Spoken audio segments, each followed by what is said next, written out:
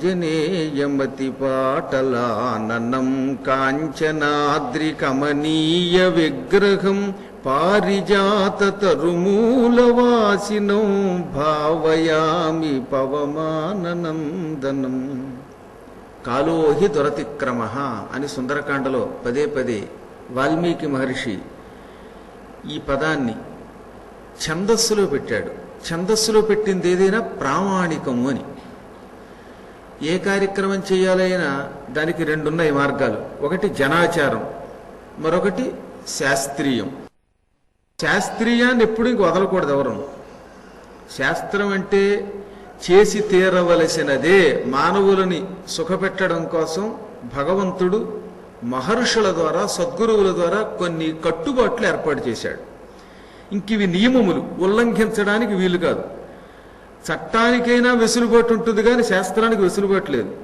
అందుకే తస్మాత్ శాస్త్ర ప్రమాణంతో కర్తవ్యం. అందువల్ల శాస్త్రం అంటే చేసి తీరాలి అని భగవద్గీతలో కృష్ణుడు చెప్పాడు. ఇలా చెయ్యి అని శాస్త్రం నొక్కి చెప్పనప్పుడు అది ఆచరించడం వల్ల మన ఆరోగ్యాన్ని బట్టి మనకు లాభం రావచ్చు, నష్టం రావచ్చు. అందువల్ల శాస్త్రమే ప్రధానమైనది. అటువంటి శాస్త్ర ప్రమాణంతో కూడిన సంపూర్ణ హనుమద్వైభవంలో మనం అనుక్షణం కాలాన్ని సద్వినియోగం చేసుకుంటూ పరాశరుడు మైత్రేయుడికి వినిపించిన కథని చెప్పుకుంటున్నాం. పరాశరుడు మైత్రేయుడిని శ్రోతగా చేసుకుని చెప్పాడు. అంటే ఆయన ప్రధాన శ్రోత. ఇంకా చాలా మంది ఉన్నారు అక్కడ ఋషులు, కానీ ఎవరో ఒక ఉత్తమ శ్రోత ఉండాలి. ఈ వ్యక్తి తప్పక అందరికంటే ముందు ప్రశ్నించేవాడై ఉండాలి. తక్కిన వాళ్ళంతా ఆనుషంగిక శ్రోతలు అవుతారు. పైగా ఈ కథ కూడా ఉమాదేవికి శివుడు స్వయంగా చెప్పిన కథ. అటువంటి కథలో భాగంగా మనం చెప్పుకున్నాం, గార్ధభనిస్వనుణ్ణి వధించాడు. ఇంకా హనుమంతుడు అవతరించాలి. ఈ గార్ధభనిస్వనుడి వధ అయిపోయాక భూలోకంలో నానా కశ్మల జాతులు తయారయ్యాయి.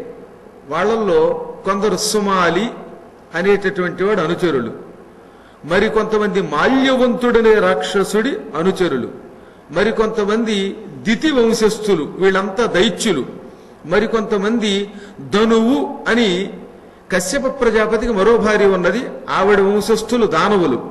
వీళ్ళు మొత్తం 8 దిక్కుల నుంచి భూమండలాన్ని ఆక్రమించడం మొదలుపెట్టారు. ఒకరిని మించిన భయంకర పరాక్రమం కలిగిన వాడు మరొకడు. పాపాత్ములు, క్రూరులు, బాగా మిక్కుటంగా గోహత్య చేసేవారు వీళ్ళు. గోవులన్నా, విప్రులన్నా, యజ్ఞములన్నా అస్సలు వెలగపడదు. అసలు రాక్షసుల యొక్క లక్షణం అదనమాట. రాక్షసుడు అని ఎవరిని అంటాము అంటే దానికేం పుట్టుకకి నిర్వచనం లేదు. వాడు అందరూ నిజానికి కశ్యప ప్రజాపతి సంతానమే. మనం అందరం కూడా దేవతలు కానీ, రాక్షసులు కానీ, మానవులైనా, పక్షులైనా, పాములైనా అందరం కశ్యప ప్రజాపతి సంతానమే. కశ్యప ప్రజాపతి దక్షుడి కుమార్తెల్లో 13 పెళ్లి చేసుకున్నాడు. అందులో పెద్ద ఆవిడ అదితి. అదితి సంతానమంతా ఆదిత్యులు, దేవతలు. దితి సంతానమంతా దైత్యులు. ధనువు సంతానం దానవులు. కద్రువ సంతానమంతా ఇదిగో ఆదిశేషుడు, వాసుకి మొదలైన వాళ్ళంతా కద్రువ సంతానం, ఈ పాములు. సురస అని మరొక ఆవిడున్నది. ఆవిడ సంతానమే కంబళుడు, అశ్వతరుడు, ధృతరాష్ట్రుడు, శంఖుడు, శబలుడు. 9 నామాలు ఉన్నాయి. వీళ్లలో కొంతమంది సురస కొడుకులు, కొందరేమో కద్రువ కొడుకులు. మొత్తం మీద కద్రువ, సురస ఇద్దరు నాగమాతలే. ఇంకా వినత కొడుకులు ఈ గరుత్మంతుడు మొదలైనటువంటి పక్షులు. సేన అనే ఆవిడ కొడుకులే గొడ్లగోబలు, గ్రద్దలు, డేగలు. ఇలా మొత్తం పక్షులకు కూడా ఆయనే తండ్రి. భార్యలు వేరు తప్ప తండ్రి ఒకడే. మానవి అని ఒక ఆవిడ ఉన్నది. ఆవిడ సంతానం మానవులం. ఈ విధంగా 13 ద్వారా అనేక రకాల జాతులు వ్యాపించాయి.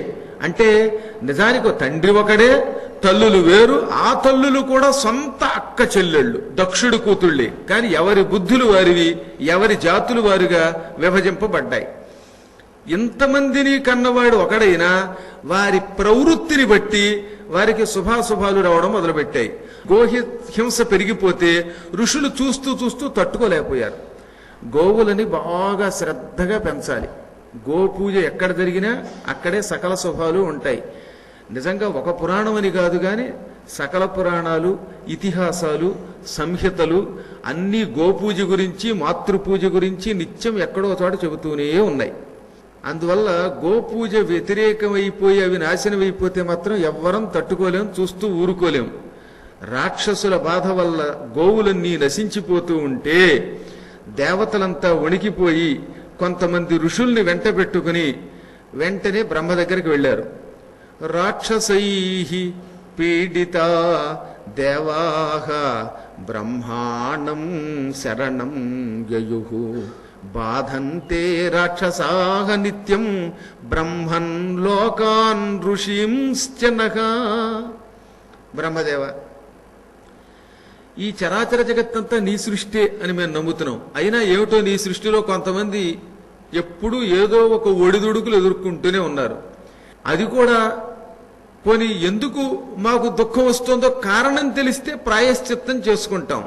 ప్రస్తుతం దితిపుత్రులు ధనువు పుత్రులు మమ్మల్ని పట్టి పీడించేస్తున్నారు. ఎక్కడ దేవతలకి సుఖం లేదు, యజ్ఞాలు లేవు, ఆవులని పట్టి పీడించేసే జాతి ఎక్కువైపోవటం వల్ల గోవుల నుంచి వచ్చే పాలు లేవు, పాలు లేకపోవటం వల్ల పెరుగు లేదు, పెరుగు లేకపోవటం వల్ల నెయ్యి లేదు, నెయ్యి లేకపోవటం వల్ల యజ్ఞాలు ఆగిపోయాయి.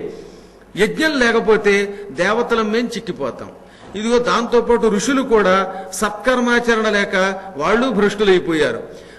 బ్రహ్మదేవ, లోకాలు, ఋషులు, మేము అందరం రాక్షసుల వల్ల పీడింపబడుతున్నాం. వాళ్ళు వరసగా చెప్పారు, బ్రహ్మన్, ఓ బ్రహ్మదేవ, లోకాన్, లోకాలను పీడిస్తున్నారు, ఋషీంశ్చ, ఋషుల్ని పీడిస్తున్నారు, నహ, మమ్మల్ని కూడా పీడిస్తున్నారు. ఇందులోంచి బయటపడే మార్గమేమో మాకు తెలియటం లేదు, కాబట్టి నీ దగ్గరకు వచ్చాం, రక్షించమనగానే ఆయన చిరునవ్వు నవ్వేట. మేము గజగజలాడి ఏడుస్తూ ఉంటే నువ్వేమో చిరునవ్వు నవ్వి సమాధానం చెప్పమేమిటంటే ఏం చెప్పమంటారు దేవతల్లారా, మీరు చేతులారా చేసుకున్నదే. మీరు దితి గర్భంలో పెరుగుతున్న ఒక కుర్రాన్ని ఇంద్రుడి ద్వారా నాశనం చేయాలని ప్రయత్నించారు.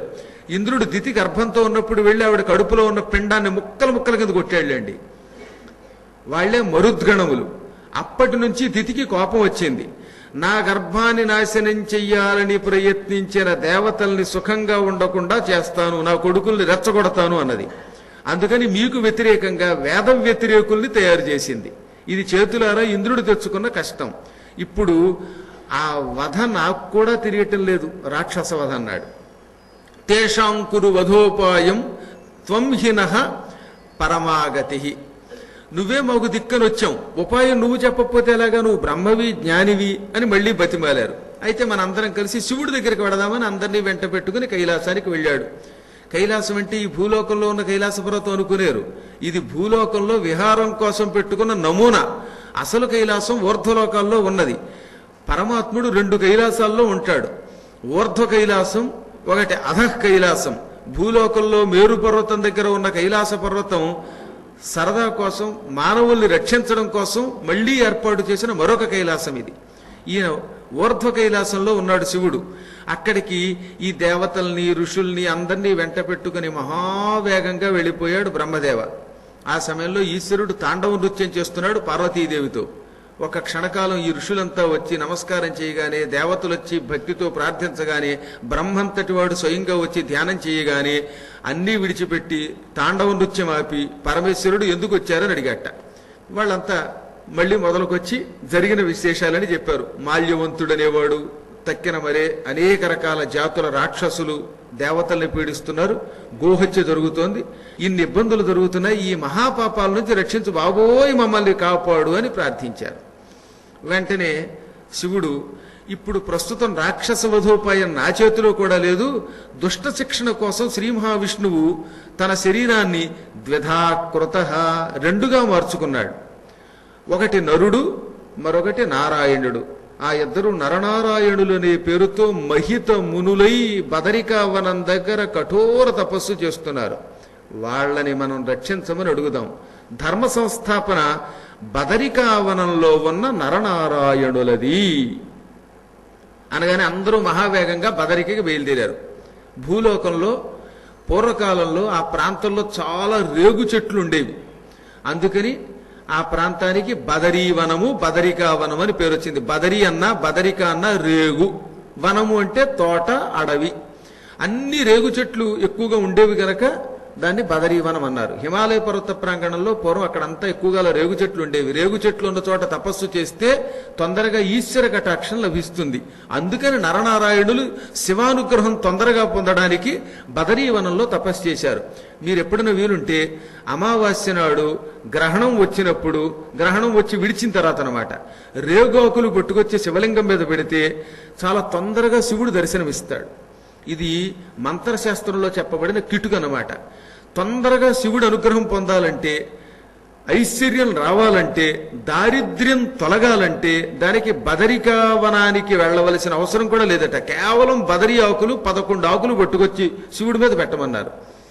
ఆలయంలో మనం స్వయంగా పెట్టలేకపోతే అర్చకుడికిచ్చి 11 ఆకులు ఆయన చేత శివలింగం మీద పెట్టిస్తే దారిద్ర్యం తొలగి తీరుతుంది. ఇది సులభోపాయం. ఉమా సంహితలో పార్వతికి స్వయంగా శివుడు చెప్పాడు.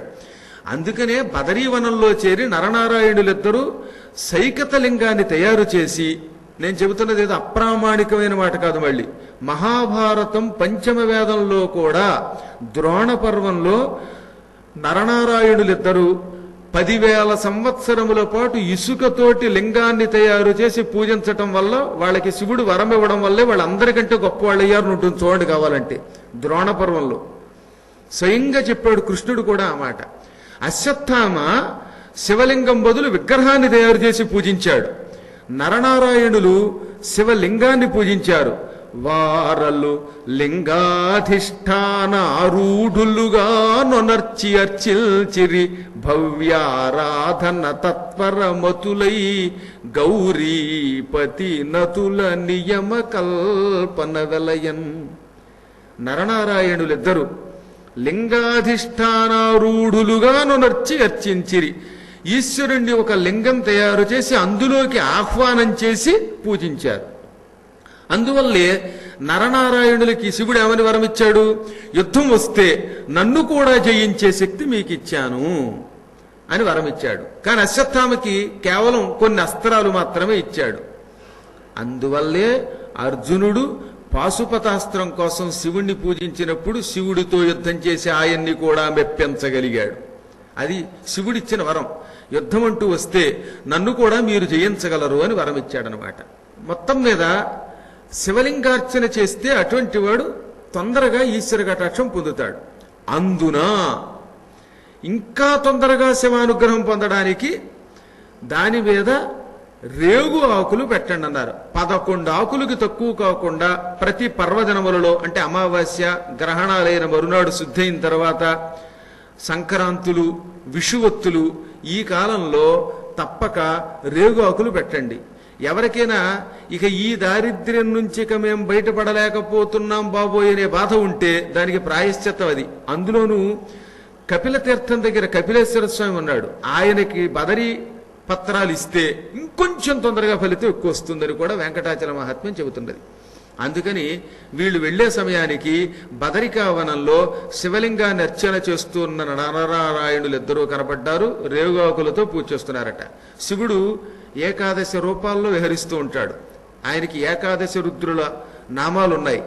అందుకనే ఆ 11 నామాలతో వీళ్ళు శివుడి పూజిస్తూ ఉంటే మొత్తం దేవతలు, ఈశ్వరుడు అందరూ వెళ్ళి నరనారాయణులకు ఎదురుగుండా వెళ్ళి నమస్కారం చేశారు. ఎంత విచిత్రమో చూశారా? నరనారాయణులు శివుణ్ణి పూజిస్తున్నారు. శివుడు దుష్ట శిక్షణకి మీరే పూనుకోండి అని వాళ్ళ దగ్గరికి వెళ్ళి నమస్కరించాడు. పరస్పరం ఒకరికొకరు నమస్కారం చేసుకుంటూ ఉంటారు ఆ మహానుభావులు. వాళ్ళు కళ్ళు విప్పి, ఎంతమంది మహాత్ములు ఏకకాలంలో వచ్చారు, కారణం ఏమిటి అన్నాడు. బాధంతే రాక్షసాహ నిత్యం నరనారాయణ ప్రభో ఏతేషాంతు వధోపాయం క్షిప్రం కర్తుమిహార్హసి. ఓ నరనారాయణులారా, మీ అవతార ప్రధానోద్దేశ్యం దుష్ట శిక్షణ, లోకరక్షణ. మిమ్మల్ని మహిత మునులు అని వేదాలు శ్లాఘిస్తున్నాయి. స్వేచ్ఛగా విమానాల్లో తిరుగుతూ ఉంటారు మీరు.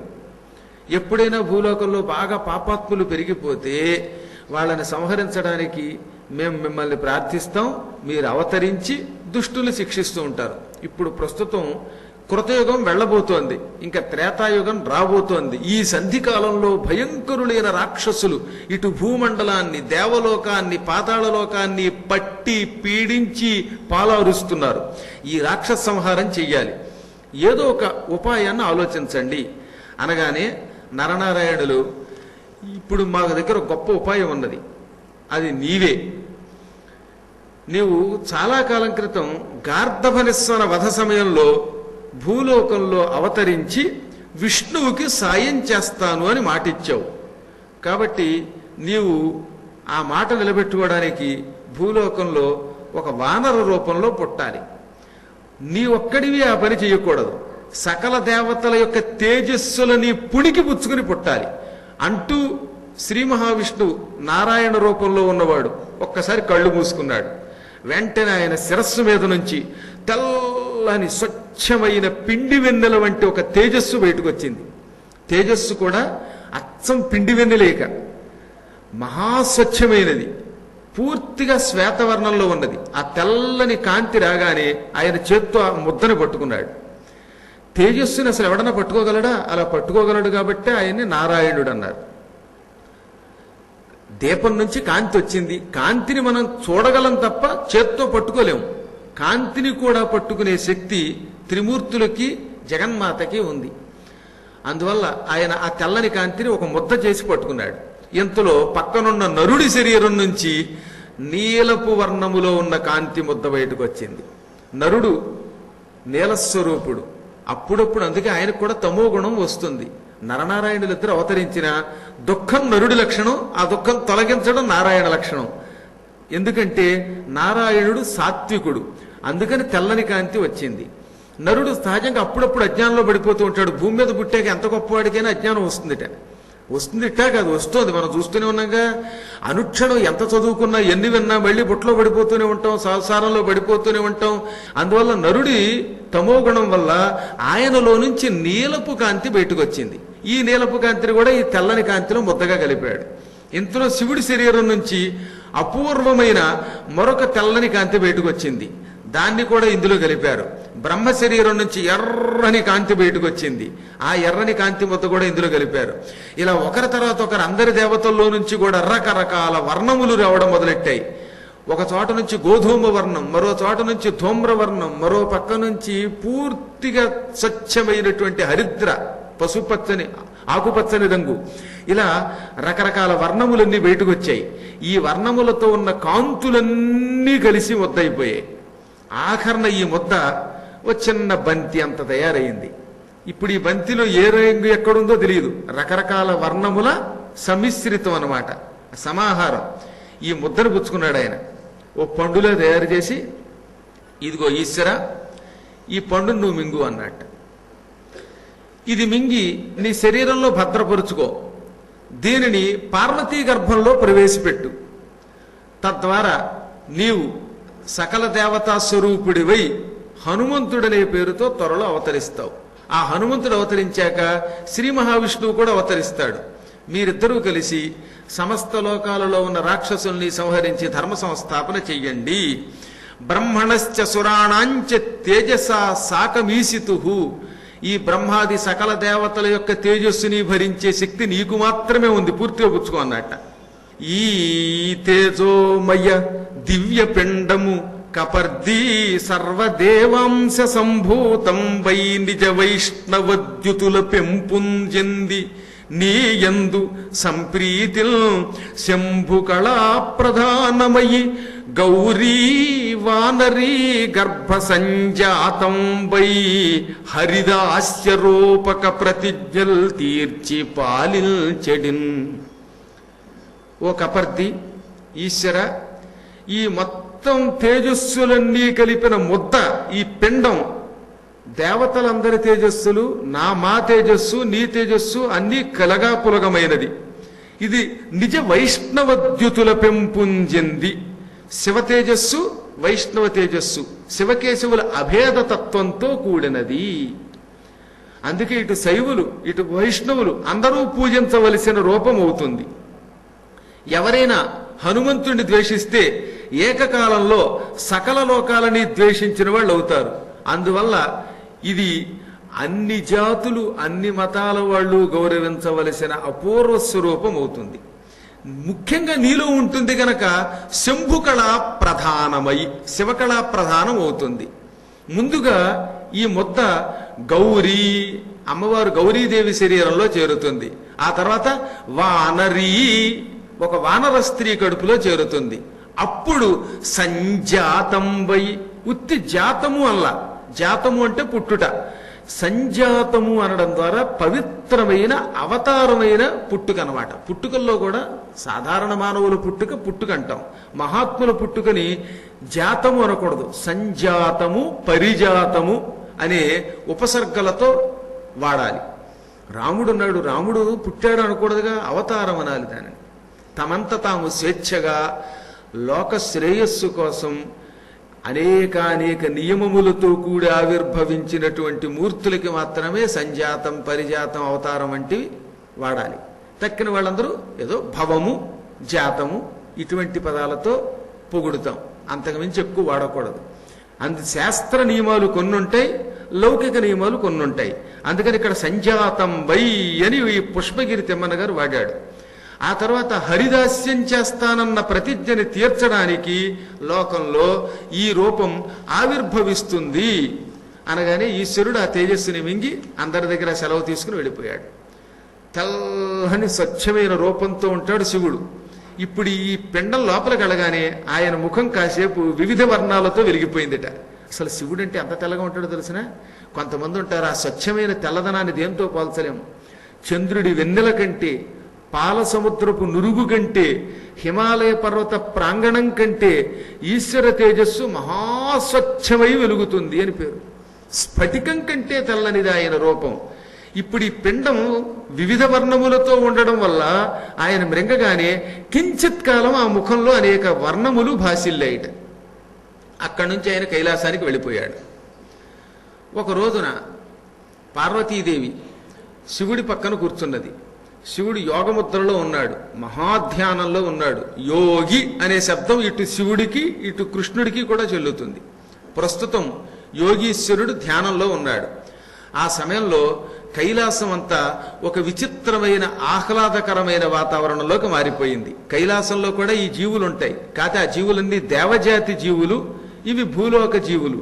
అక్కడ ఏ వంక చూచిన హే పార్వతీపతే కురుదయాం మయ్యను కోకిలలును, ఏ ఛాయగాంచిన హే నాగభూష మాం పాలయ అనడి మరాళములును, ఏ దిక్కు కన్గొన్న హే చంద్రశేఖర రక్షమాం అనడి హర్యక్షములును, ఏ ప్రక్క తిలకింప హే సాంబ శంభో దయాంభో నిధే అను ఆలమంద, కంబ పూదే నెతెనబెట్టు తమ్ములకు నమశివాయ మంత్రము చెప్పు మధుపగణము, అహహ కైలాస మహిమలేమనిను తిల్తు కీట పశు పక్షులకు శివకీర్తనం బే.